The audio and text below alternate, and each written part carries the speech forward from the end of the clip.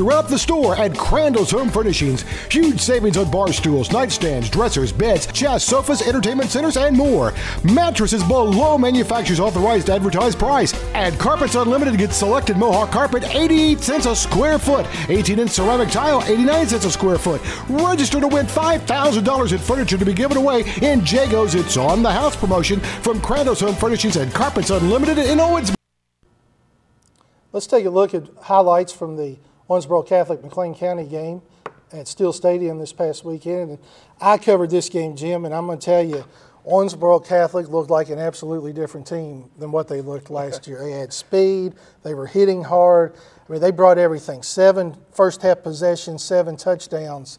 John had talked to you, Coach John Edge, before the season. You talked to him extensively. I did. About they wanted to get back to Owensboro Catholic football. And, boy, it seems like he really meant it based on what he was telling you. Well, and I think his kids meant it, too. I think that the commitment obviously was there. I mean, the ironic thing is, Scott, last year I covered the Owensboro Catholic McLean County game, and that was a 1-point game that went down to the final play of the game. So, I mean, and I know McLean County was a more veteran team last year. I understand that. But for Owensboro Catholic to dominate like they did in the first half of this game shows me that the intensity is there, and it shows me that this team is very focused and very intent on becoming the Owensboro Catholic of old.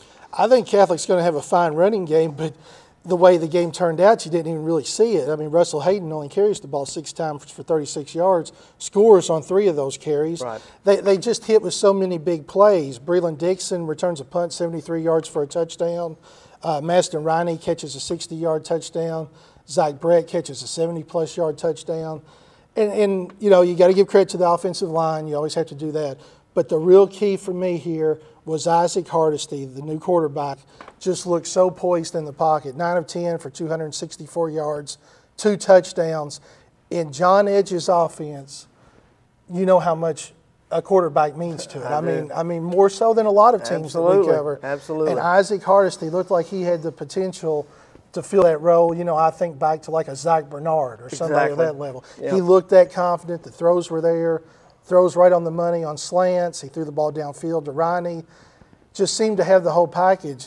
When they're that just varied in their offense, you know, Catholic can do a lot of things. Well, I mean, that's John Edge's way to play. Well, and Scott, as you know, I talked with Isaac extensively in the preseason as well, leading up to their first game, and I was very impressed with this young man. I tell you what, the word that comes to mind when I think of Isaac Hardesty is moxie, and I think that you have to have that to run John Edge's offense. I think that it takes a kid who is willing to run the ball, willing to throw the ball deep, hit the backs in the you know, for the screen pass. He has to be multifaceted, and Isaac Hardesty proved, at least in this first week, that he has the tools and the makings of an outstanding quarterback.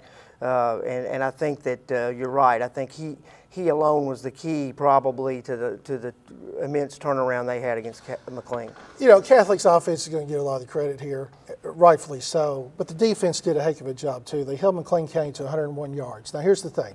McLean County is nowhere near the team they were last year. There's multiple factors for that. They lost a lot of talent from that senior class. I mean, Spencer Phillips was our Offensive Player of the Year. Absolutely. Marshall Enoch retired at the end of the year. They didn't bring in David McCammon until very late after the dead period. That affected them too. They had 3 or 4 illegal substitution penalties. A lot of things where you could tell they just hadn't had time to work on it. And as Coach McCammon said after the game, despite the fact that they got beat handily, it was a really good game for them because they learned where they need to improve. They learned the things that they're going to have to work on to get better. And I tell you, I know it sounds crazy for a team that lost 49-6. McLean County was better than I thought they would be going into this game. I mean, there's talent there, and I think they can get much better as the year goes on. I think one thing that really hurt McLean is that they had to be one of those teams play on week 0. I think that McLean County is the perfect example of a young team with a new coach who needed those 2 scrimmage games to iron out some of those things. And I think that what happened was you saw scrimmage game type mistakes against Owensboro Catholic, and I think that you'll see them get better as the season goes on. I'll tell you what, David McCammon will make this team will toe the line for him. Yeah. They will be disciplined, and those types of mistakes that you saw, I think, will disappear as the season goes along. Oh, there's no question. This is a team that could have used the 2 scrimmages and not had the bye week. Exactly. I still hate that rule, though, of people being able to do different things. Yep. Grayson County host Hancock County. It was our 3rd game of the weekend. We thought Hancock County could probably do a little bit with them, although Grayson much improved in the last couple of years under our old buddy Ed Smart, former coach at McLean County. That's right. And Grayson looks like they're ready to roll again, 34-0 over Hancock. How much did the margin surprise you? It surprised me a lot. I thought this was going to be a much closer game, much more competitive. The most surprising thing of all, Scott, was Grayson County shutting out Hancock. I mean, I thought when I looked in the preseason at weapons Hancock County had, I thought that they were going to be able to make this game competitive. When you combine that with the losses Grayson County suffered to graduation following last year. The thing that people need to remember, and Grayson County isn't exactly in our coverage area, but we're friends with them over there, and they're in our region, and those folks do a great job. They only lost 1 regular season game last year, and it was to Bowling Green. And then by kind of a quirky situation, they got put in the playoffs against Owensboro, just by a tiebreaker situation on their end, wound up having to play Owensboro and got beat by the Red Devils in the first round of the playoffs. This is a team that went 9-2 last year. Against these mid-range teams, they took care of business, and once again, they did the same thing with Hancock County over in Litchfield Friday night. I totally agree with your point that the surprising thing was Hancock couldn't do more offensively. To be held to 90 yards, give Grayson a lot of credit for doing it.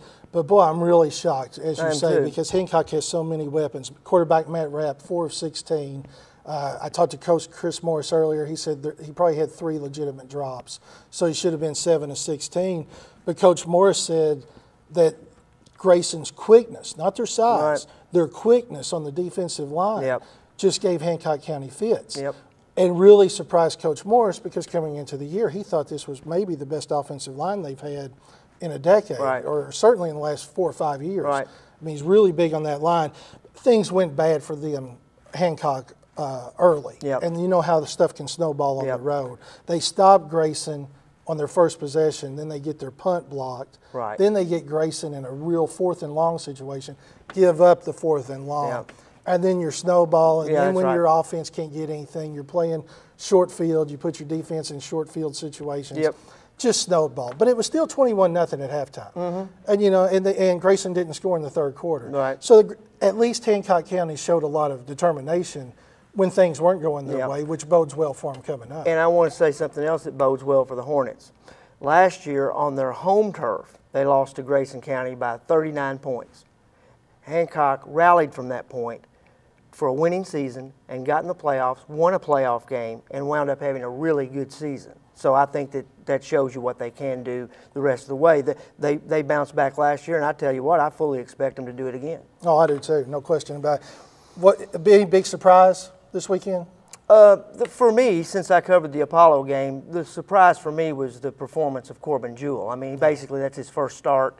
Hunter Cannon had been, you know, entrenched in that quarterback role for a long time at Apollo, and for Jewell to come out and really, you know, I mean, he basically didn't make a mistake. I mean, he really ran the offense well. It wasn't just his throwing and his running. He was just a really good field general. Quick comment here. Over 50% of their offensive plays were audibles. And for a first-time starter to pull that off and have them be as effective as they were on offense, I thought that was very impressive, and that was the surprise of the week for me. My surprise easily was Owensboro Catholic speed. It's old-time Owensboro Catholic the way it looked this past week, and that bodes very well for John Edge, having a very happy season. Very well. And John would tell you he's ready for a happy season, too. That's right. Well, that's it for this show. We appreciate you watching. We will be back live at 2 o'clock on Thursday. I'm still getting my times down. Thursday's show will be a look ahead to the weekend action, and, of course, the big games are the Border Bowl, where all 4 Davis County teams kick off. Until then, goodbye.